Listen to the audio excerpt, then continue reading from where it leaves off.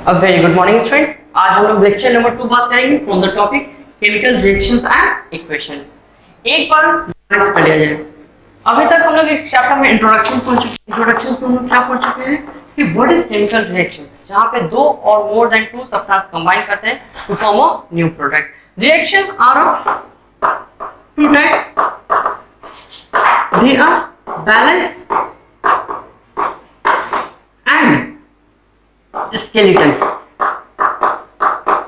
Balanced reactions and skeletal reactions. Balance क्या करेंगे? They follow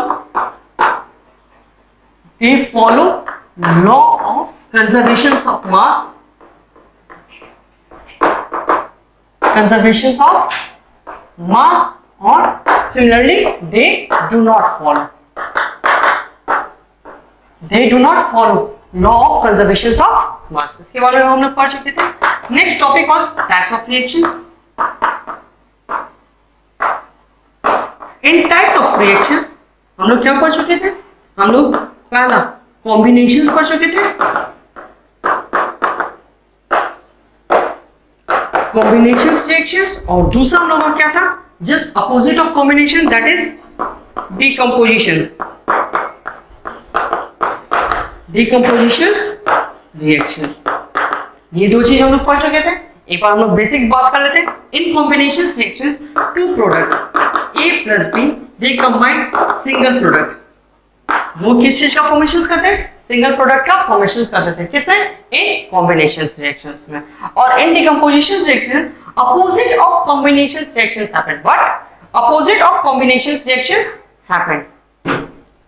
What is the opposite of combination reaction? For example, AB कोई एक product है, वो क्या करेगा? ब्रेक डाउन हो जाएगा किसके फॉर्मेट में? A प्लस B के फॉर्मेट में। It will break down in the form of A plus B. One thing is, ये जो ब्रेक डाउन होगा in the form presence of energy होगा, और वो एनर्जी किस टाइप का होगा?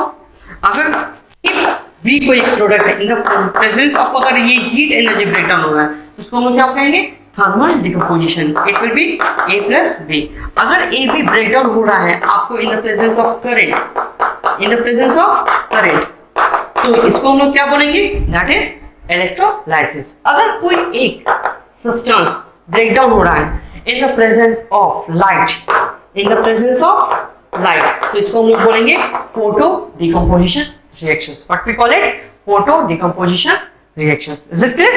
तो इन तीनों से रिलेटेड हम लोग पढ़ चुके थे और इससे रिलेटेड हम लोग एग्जांपल भी कर चुके थे। इन टुडेस क्लास हम लोग अब इसके आगे पढ़ेंगे, एंड जो टॉपिक होगा वो हम लोग का क्या होगा? Next one is displacement reactions. In today's class we will read about displacement reactions. So let's start. Reaction number 3, displacement reactions. अब जहां हम लोग समझ लेते हैं कि डिस्प्लेसमेंट क्या होता है। बोलता है कि the reactions in which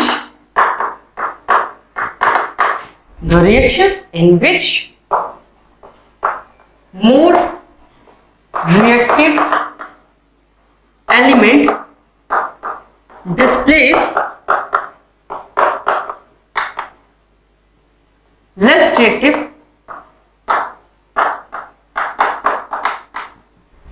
more reactive element, ions or molecules. Displace less reactive element, ions or molecules are called displacement reactions.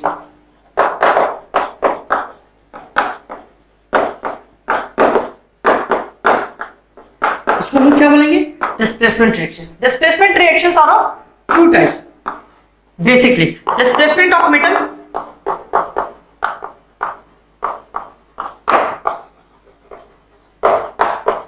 or displacement of non-metal.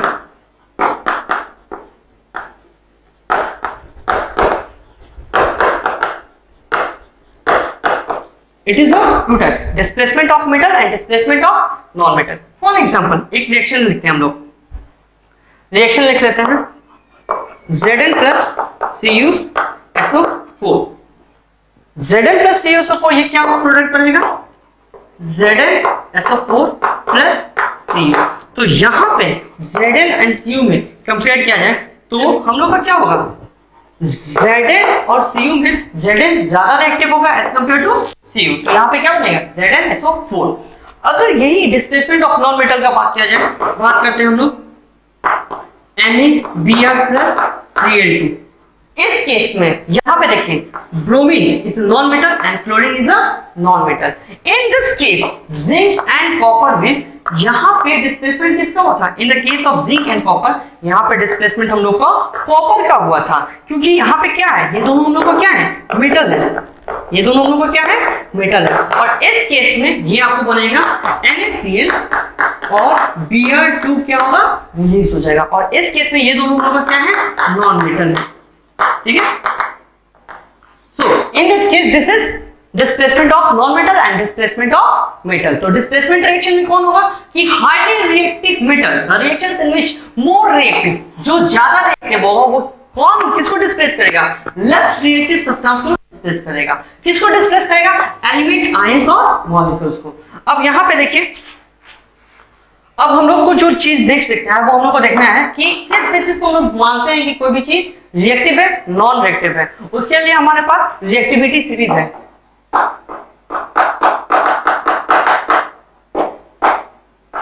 Reactivity series of metal. अगर आप क्लास 10 में हैं तो आपको ये चीज याद होना चाहिए, क्योंकि हम लोग क्लास 8 में मेटल्स एंड नॉन मेटल्स में रिएक्टिविटी सीरीज पढ़ चुके हैं। नहीं तो फिर एनसीईआरटी बुक में in the chapter metals and non metals page number 45 या 44 में आपको रिएक्टिविटी सीरीज मिल जाएगा। बट रिएक्टिविटी सीरीज किस चीज का, मेटल्स का। I am not talking about reactivity series of non metal. तो मोस्ट रिएक्टिव मेटल है हम लोग का पोटेशियम।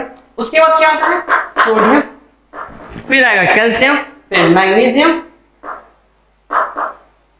फिर aluminium, zinc,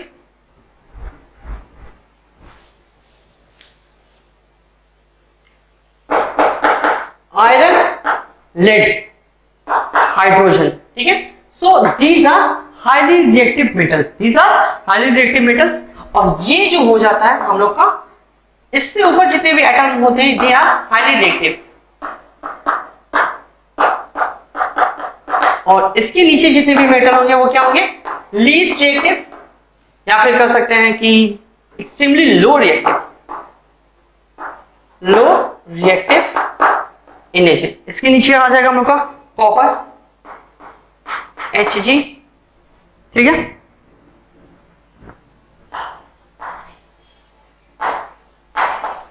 And the last one is platinum, okay? So this is the reactivity series of metal.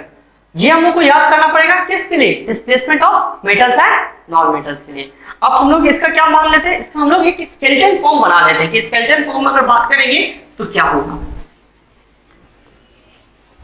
Skeleton form कुछ इस type से होगा, AB प्लस C, ठीक है, AB प्लस C। मान लेते हैं यहां पे A and C are metal and A and C is more reactive than A। अगर रिएक्टिविटी की बात करें तो C is more reactive than A। तो इस केस में क्या बनेगा, Cb प्लस A। और यहाँ पे जो A निकलेगा इसी को हम लोग क्या बोलेंगे, displacement reactions. So this is the skeleton form of displacement reactions. Is it clear? Next one है हम लोग का double displacement reactions. Next one is double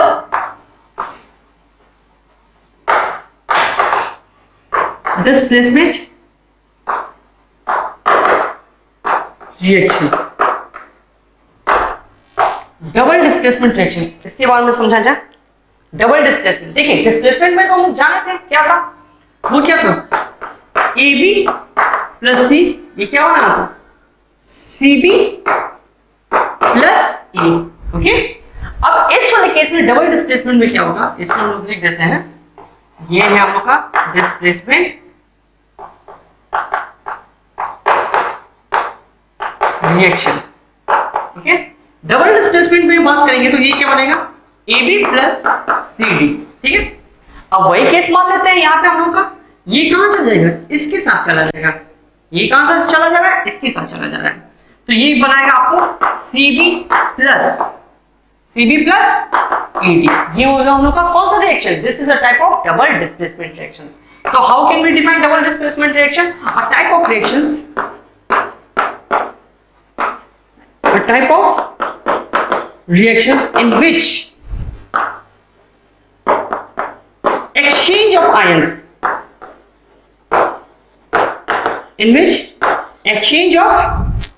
ions, take place is called double displacement reactions। Short form में हम लिख देते हैं, it's called double displacement reaction. Is it clear? अब यहाँ पे एक टर्म आता है एक्सचेंज ऑफ आयंस, इसको कैसे है, इसको हम लोग समझते हैं विद एन एग्जांपल। तो हमारे एनसीईआरटी बुक में जो एग्जांपल दिया हुआ है वो ये है, कौन सा एग्जांपल है, लेट्स सी NaBr2, हाँ वही था ना, हाँ NaBr2 वाला रिएक्शन होगा।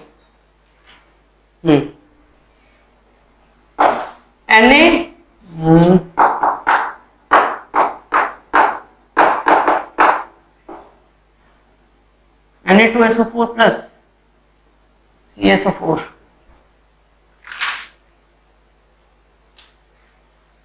Na2SO4 plus BaCl2. So the reaction is Na2SO4 plus BaCl2. The reaction is Na2SO4 plus BaCl2। अब इस रिएक्शन में देखा जाए, Na हम लोग का क्या है, मेटल है, और Na का बैलेंस से क्या होता है, Na प्लस। SO4 क्या हम लोग का एक रेडिकल्स है, एक क्या है, रेडिकल्स है। अब यहाँ पे हम लोग जानते हैं कि ये SO4 का बैलेंस से क्या होता है, -2।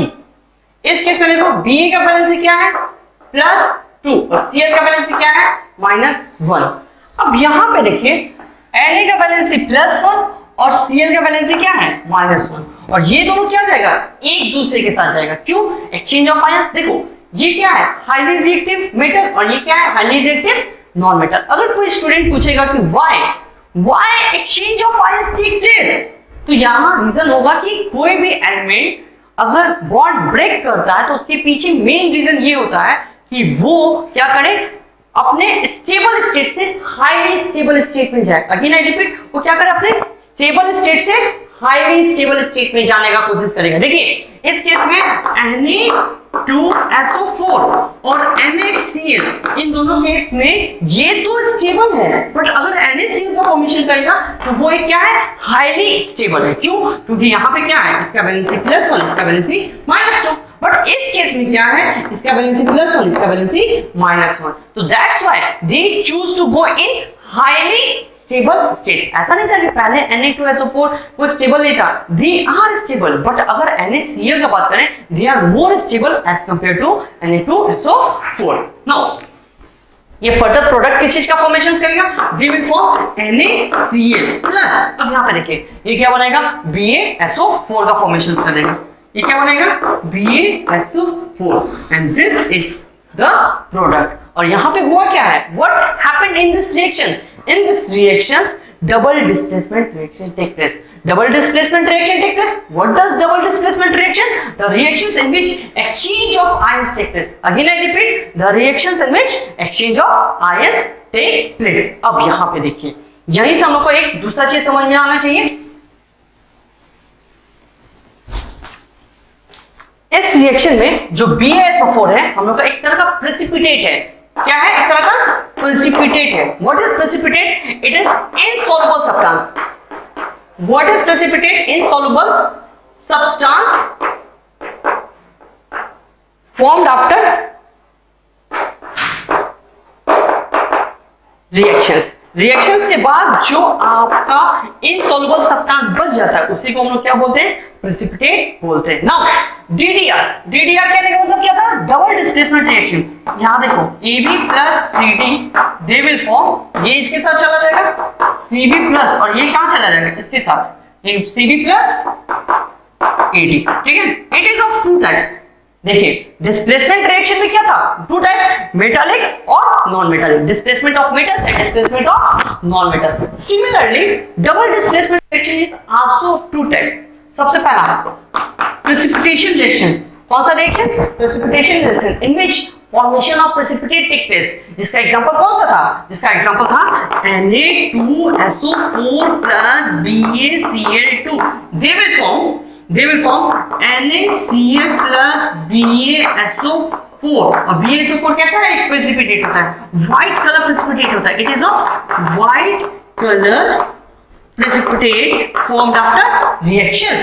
ठीक है। दूसरा रिएक्शन होता है double displacement reactions are of two type. Double displacement reactions are of two type. कौन कौन सा?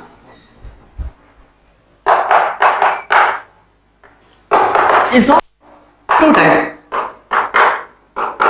सबसे पहला कौन सा था? The reaction in which precipitation form place. And दूसरा जो होता है उसको हम लोग बोलते हैं न्यूट्रलाइजेशन। Neutralisation reaction. देखिए ये जो रिएक्शंस है बहुत सारे बुक इसको मेंशन नहीं करता कि व्हाट इज न्यूट्रलाइजेशन रिएक्शन। तो न्यूट्रलाइजेशन रिएक्शन क्या होता है? देखिए क्लास 7 में हम लोग एक चैप्टर पढ़े थे, वो चैप्टर था acid plus base they will form salt plus water. What they will form? They will form salt plus water. Just take an example. एक बहुत ही कॉमन एग्जांपल ले लेते हैं HCl और NaOH। कौन सा दो चीज ली? HCl और NaOH। इस केस में again exchange of ions take place. H will go with ये, तो they will form H2 और Cl go with Na। तो ये किस चीज का फॉर्मेशन करेगा? They will form NaCl plus H2। और ये कैसा रिएक्शन है? क्या इसमें एक्सचेंज ऑफ आयंस हुआ? Yes, exchange of ions take place in this reactions also. Again I repeat, exchange of ions take place in this reactions also. But क्या यहाँ पे आपको फॉर्मेशन ऑफ प्रेसिपिटेट हुआ है? नहीं। इन this reactions no formation of precipitate take place, but in this reactions formations of precipitate take place. So therefore double displacement reactions जहां पे आपको क्या होगा? जिसमें क्या होगा? एक्सचेंज ऑफ आयंस होगा। जिसमें क्या होगा? एक्सचेंज ऑफ आयंस होगा। और जब एक्सचेंज ऑफ आयंस होगा तो वहां पे क्या होगा? आपको दो तरह का रिएक्शंस होगा उस बेसिस पे, जहां पे क्या होगा? फॉर्मेशन ऑफ प्रेसिपिटेट और जहां पे क्या होगा? Neutralisation reaction. नाउ अब समझते हैं न्यूट्रलाइजेशन रिएक्शंस होता क्या है। न्यूट्रलाइजेशन रिएक्शंस यानी ऐसा रिएक्शन जैसे A plus B they will form. मान लेते हैं यहां पे न्यूट्रलाइजेशन रिएक्शन को समझने के लिए acid plus base they will form salt plus water. ठीक है। तो देखिए चैप्टर नंबर 2 जो हम लोग का है in chemistry that is called acid base and salt. तो सॉल्ट जब हम लोग पढ़ेंगे तो उसमें हम लोग न्यूट्रलाइजेशन रिएक्शंस के बारे में पढ़ेंगे। तो न्यूट्रलाइजेशन रिएक्शंस ऐसा होता है कि इन दोनों प्रोडक्ट का, अगेन आई रिपीट, जो प्रोडक्ट में दोनों का जो पीएच हो, दोनों का क्या हो? पीएच हो, वो क्या होना चाहिए? 7 होना चाहिए। दोनों का पीएच क्या होना चाहिए? 7 होना चाहिए। नाउ एक नया टर्म्स आ गया हम लोग के सामने, what is pH? What is pH? तो पीएच उसको कहते हैं power of hydronium ions. In short अभी थोड़ा सा हम लोग समझ लेते हैं पीएच कहने का मतलब क्या होता है। पीएच मतलब होता है पावर ऑफ हाइड्रोनियम आयंस। ठीक है, इसको हम लोग बोलते हैं पीएच। ठीक है। अब इसके हिसाब से अगर देखिए पीएच एक स्केल होता है, समझा जाए, पीएच एक स्केल होता है जिस स्केल पे क्या होता है, किसी भी सब्सटेंस में डालने पे अलग अलग कलर शो करता है। ठीक है ना। जैसे लिटमस पेपर क्या होता है, लिटमस पेपर आपको क्या होता है, एसिड में डालने पे अलग कलर शो करेगा एंड बेस में डालने पे अलग कलर शो करेगा। अलग यानी ब्लू शो करेगा इन बेस एंड रेड शो करेगा इन एसिडिक सब्सटेंस। नाउ तो पीएच पेपर क्या होता है, एक नॉर्मल तुमको ऑरेंजिश येलो कलर का पेपर होता है। अगर तुमको एसिड में डालोगे तो वो हो जाएगा, तुमको रेड हो जाएगा, येलो हो जाएगा, ठीक है ना, इस टाइप का ऑरेंज हो जाएगा डिपेंडिंग अपॉन द स्ट्रेंथ। और बेस में डालोगे तो तुमको ब्लू हो जाएगा, वायलेट हो जाएगा, इंडिगो हो जाएगा, इस तरह का। बट अगर तुम उसको वैसे सब्सटेंस में डालोगे जो कि न्यूट्रल हो, जो कि क्या हो, न्यूट्रल हो, तो उसका जो वैल्यू होगा वो क्या होगा, 7 होगा। उसका कलर क्या हो जाता है, 7। उसका जो कलर होता है वो होता है ग्रीन कलर। अगर pH 7 का कोई कलर पूछेगा तो वो कैसा कलर होता है, ग्रीन कलर होता है। तो यहां पे हम लोग को पता चल रहा है कि वो कैसा है, ग्रीन कलर का है। यानी न्यूट्रलाइजेशन रिएक्शन में सॉल्ट और वाटर दोनों का pH क्या होना चाहिए, 7 होना चाहिए, not more than 7, not less than 7। अब बहुत सारे स्टूडेंट सोचेंगे कि सर ये आप क्या बता दिए, क्या ऐसा तो कोई बुक में दिया हुआ नहीं है। देखिए एक चीज समझने वाली बात है कि हर चीज आपको बुक में नहीं दिया रहेगा, आपको बहुत सारी चीजों को एक दूसरे चीजों से कनेक्ट करना पड़ेगा। फॉर एग्जांपल अगर हम लोग चैप्टर नंबर 1 पढ़ रहे हैं केमिकल रिएक्शंस एंड इक्वेशंस, तो केमिकल रिएक्शंस हर चैप्टर में है, चाहे वो एसिड बेस में हो, चाहे वो सॉल्ट में, चाहे वो डिफरेंट टाइप्स ऑफ सॉल्ट में, चाहे हम लोग का chapter number 3 metals and non metals, वहां भी हम लोग को केमिकल रिएक्शंस है, या फिर in chapter number 4 organic chemistry, वहां भी हम लोग को क्या है, केमिकल रिएक्शंस है। तो ये हम लोग को समझना पड़ेगा कि जो हम लोग कॉन्सेप्ट पढ़े हैं स्टैटिक पोर्शन, उसका डायनेमिक पोर्शन क्या क्या हो सकता है, उसका यूज हम लोग कहां कहां कर सकते हैं। तो अगर हम लोग जो चैप्टर पढ़ रहे हैं केमिकल रिएक्शन वो स्टैटिक पोर्शन है, वो आपको एक थ्योरी समझा दिया, उसका यूज आपको हर फेज में करना है, हर फेज यानी हर चैप्टर में करना है।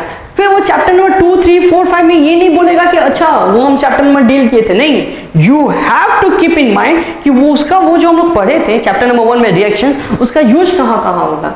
कैसे रणछोड़ दास छांछड़ ने बोला है कि आप सिर्फ पढ़े नहीं, पढ़ाई को आपको क्या करना पड़ेगा, एप्लीकेशन साइड में यूज करना पड़ेगा। तो उसी तरीके से ये जो हम लोग चैप्टर पढ़ेंगे, जहां जहां भी रिएक्शंस होगा वहां वहां हम लोग क्या करेंगे, यूज करेंगे। Is it clear? तो अभी तक हम लोग क्या पढ़े, अभी तक हम लोग 2 चीज पढ़े। कौन कौन सा चीज? पहला हम लोग पढ़े थे डिस्प्लेसमेंट रिएक्शन, जहां पे हाईली रिएक्टिव मेटल्स और non metals displace less reactive metals and non metals. और दूसरा double displacement reactions, a process in which exchange of ions take place. जब exchange of ions take place करेगा तो उस basis पे हम लोगों को क्या होगा, on that basis we have 2 type of reactions, जहां पे फॉर्मेशन ऑफ प्रेसिपिटेट होगा एंड दूसरा प्रोसेस जहां पे हम लोग का क्या होगा, न्यूट्रलाइजेशन रिएक्शंस होगा। इसके बाद हम लोग की बुक में रेडॉक्स रिएक्शन स्टार्ट कर दिया। उसके बाद बुक में हम लोग को कौन सा स्टार्ट कर दिया, रेडॉक्स रिएक्शन, जिसमें रिडक्शन एंड ऑक्सीडेशन है। But still we have a lot of reaction जो कि बुक में मेंशन नहीं है और हम चाहेंगे कि आपके साथ शेयर करें। तो जो अगला रिएक्शन है उसको हम लोग बोलते हैं रीअरेंजमेंट रिएक्शंस।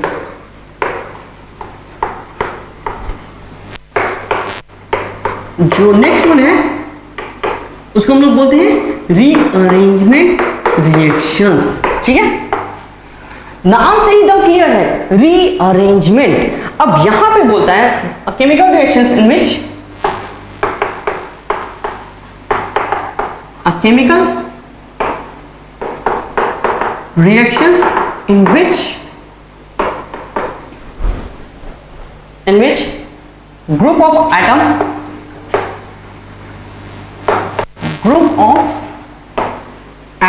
undergoes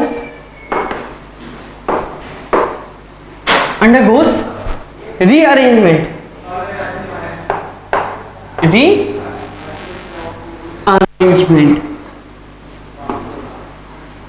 वो किस में जाएगा, रीअरेंजमेंट प्रोसेस में जाएगा। तो समझा जाए रीअरेंजमेंट प्रोसेस होता क्या है। जैसे एक रिएक्शन से हम लोग का ऑर्गेनिक में हम लोग को पढ़ेंगे, ठीक ना, एक ऑर्गेनिक रिएक्शन से एग्जांपल में देखा जाए, और ये ऑर्गेनिक का सबसे पहला रिएक्शन है। This reaction is the first reaction of organic chemistry.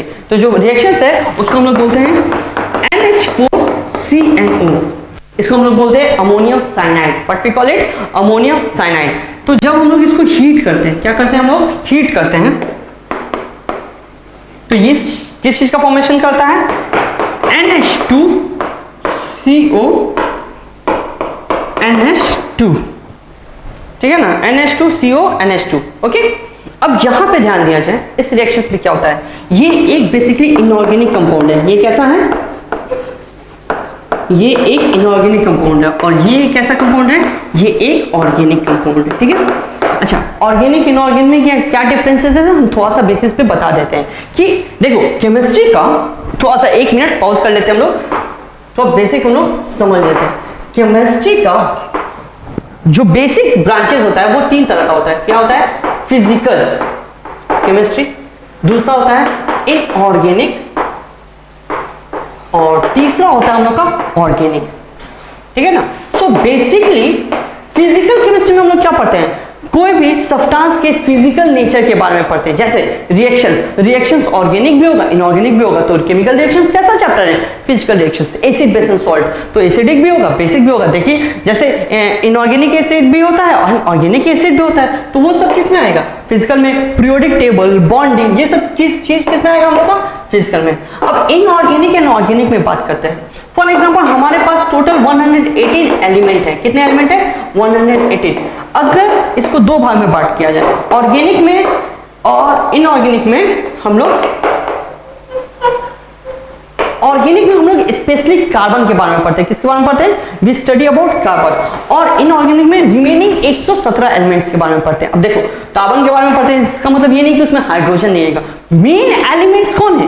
Main elements is a carbon. Is it clear? और minor elements are remaining elements. ऐसा नहीं होगा कि नाइट्रोजन इसमें नहीं होगा, ऑक्सीजन इसमें नहीं होगा, बस यहाँ पे क्या हो सकता है, यहाँ पे कार्बन मेन एलिमेंट्स है। Is it clear? तो ऑर्गेनिक कंपाउंड वैसा होता है जिसमें क्या होता है? कार्बन मेन होता है। अगेन आई रिपीट, जिसमें क्या होता है? कार्बन मेन होता है।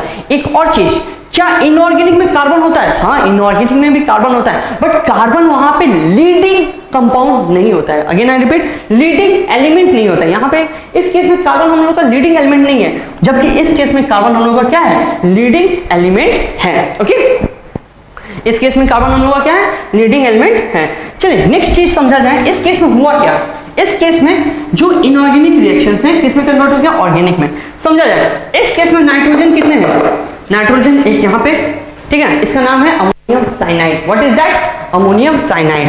और यहाँ पे नाइट्रोजन कितने हैं? एक, और यहाँ पे दो। नाइट्रोजन कितने हैं? दो है। हाइड्रोजन कितने हैं? हाइड्रोजन यहाँ पे चार है। कार्बन कितने हैं? कार्बन यहाँ पे एक है। एंड ऑक्सीजन कितने हैं? यहाँ पे ऑक्सीजन भी क्या है? एक है। देखो तो नाइट्रोजन दो हो गया, नाइट्रोजन दो हो गया, हाइड्रोजन चार हो गया, कार्बन एक हो गया, ऑक्सीजन। सेम अगर इस केस में भी देखा जाए तो यहाँ पे भी हम लोग का नाइट्रोजन कितना है? एक यहाँ पे, एक यहाँ पे, दो। हाइड्रोजन कितने हो गए? चार। कार्बन कितने हो गए? एक। और ऑक्सीजन भी कितने हो गया हम लोग का? एक। Is it clear? तो क्या यहाँ पे कोई नया एलिमेंट ऐड हुआ है? नहीं। क्या यहाँ से कोई एलिमेंट सब्सट्रैक्ट हुआ है? नहीं। जो एलिमेंट वैसे था वही एलिमेंट क्या हो गया? इस तरीके से हो गया। यानी यहाँ पे क्या हुआ है? No any elements is getting added और getting subtracted from the reactions. यहाँ पे बेसिकली क्या हुआ है? बेसिकली हुआ है यहाँ पे रीअरेंजमेंट हो गया है। और रीअरेंजमेंट होने से जो सबसे पहला कंपाउंड हम लोग बनाए थे, और ये जो कंपाउंड होते हैं इसको हम लोग बोलते हैं urea. What we call it? Urea. इसको दो तरीके से लिख सकते हैं, NH2CO, इस तरीके से भी लिख सकते हैं, या फिर इस तरीके से भी हम लोग इसको लिख सकते हैं। तो urea was the first organic compound. Who was the first organic compound? First organic compound कौन सा? Urea. And it was done by a scientist called Kolbe. Sounds like बोलबे, ठीक ना? तो who was the scientist? that was Kolbe. is it clear? Kolbe बोलता। हाँ, चलिए यहाँ तक कोई दिक्कत नहीं। तो आज हम लोग क्या पढ़े? एक नए रिएक्शंस के बारे में। The new reactions was rearrangement reactions. What the reactions was? Rearrangement. Rearrangement reactions में क्या हुआ कि एलिमेंट्स अपने आप को अरेंज करके, अगेन आई रिपीट, एलिमेंट्स अपने आप को अरेंज करके एक न्यू कंपाउंड का फॉर्मेशन बोले। देखो अरेंज करके, देखो अरेंज करके क्या होना चाहिए? प्रॉपर्टी चेंज होना चाहिए। अरेंज करके क्या होना चाहिए? प्रॉपर्टीज चेंज होना चाहिए। तो यहाँ पे कैसा प्रॉपर्टीज था? Inorganic properties. तो और इस केस में कैसा प्रॉपर्टी है? ऑर्गेनिक प्रॉपर्टी है। So we can say that कि जो फॉर्मेशन ऑफ सब्सटेंस हो रहा है वो कंप्लीटली क्या है? न्यू है। उन लोगों का प्रॉपर्टीज क्या हो रहा है? चेंज हो रहा है। Is it clear? तो रीअरेंजमेंट रिएक्शंस, रीअरेंजमेंट रिएक्शंस के बाद अब हम लोग पढ़ेंगे next another type of reaction. देखिए ये सब रिएक्शंस मेंशन नहीं है, बट इन सब से रिलेशंस है, यूजेस आएगा। क्योंकि देखिए जो हम लोग चैप्टर पढ़ रहे हैं उसका यूजेस सिर्फ एक चैप्टर में नहीं है, हर चैप्टर में है। तो वैसे वैसे जितने भी रिएक्शंस है वो सब हम आपको क्या करें? लिखवा देते हैं। अच्छा हाँ, आप लोग डेफिनेशन साथ में लेते जाइएगा। नेक्स्ट है हम लोग का रिवर्सिबल एंड इरिवर्सिबल।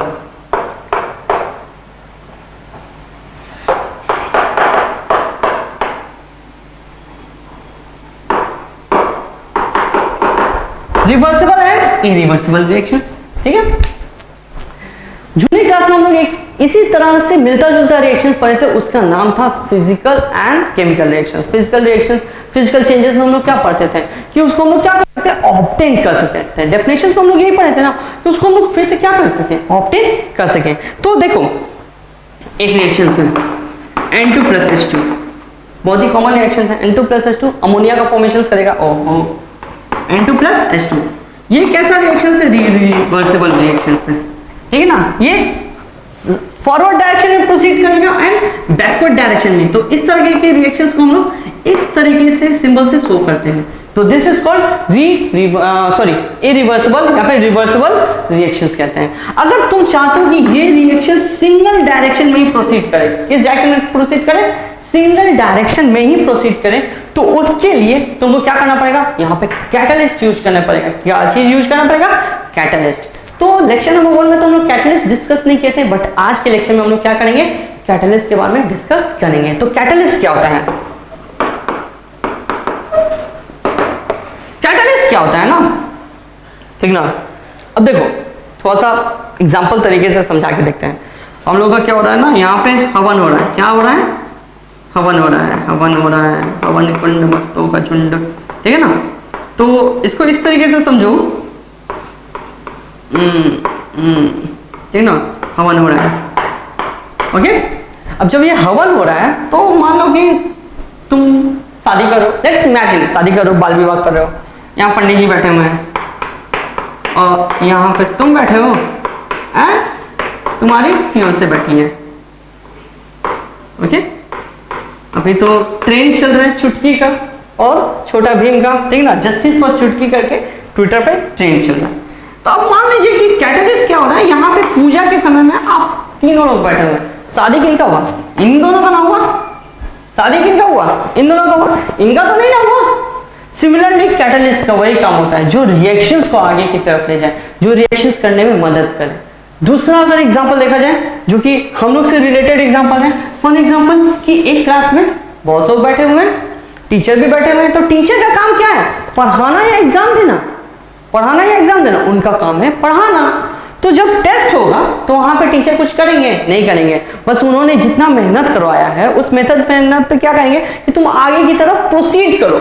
यानी एक क्लासरूम से हजारों बच्चे निकलते हैं, हर साल बच्चे निकलते हैं, समझिए। और टीचर क्या रहते हैं, टीचर वहीं पे रहते हैं। टीचर का काम क्या है, मेहनत करना और मेहनत करवाना, किस पे, बच्चे पे, कि बच्चे क्या कर सके, पढ़ के आगे की तरफ प्रोसीड कर सके। सेम चीज वही होता है कैटलिस्ट का। कैटलिस्ट रिएक्शन में पार्टिसिपेट नहीं करता, catalyst do not participate in reactions, they help in reaction moving forward. वो प्रोडक्ट में नहीं आता है, वो क्या होता है, प्रोडक्ट में नहीं आता है। फॉर एग्जांपल N2+H2, इस रिएक्शन के लिए आयरन और मोलिब्डेनम चाहिए, सर्टेन टेम्परेचर चाहिए, सर्टेन टेम्परेचर चाहिए, तब जाके ये रिएक्शन क्या होगा, प्रोसीड करेगा। जब ये प्रोसीड करेगा तो वहां पे प्रोडक्ट में हम लोगों को कैटलिस्ट नहीं आता है, प्रोडक्ट में जो रिएक्टेंट साइड होगा वही क्या होगा, प्रोडक्ट साइड भी होगा in the case of catalyst. यहां तक समझ में आ गया।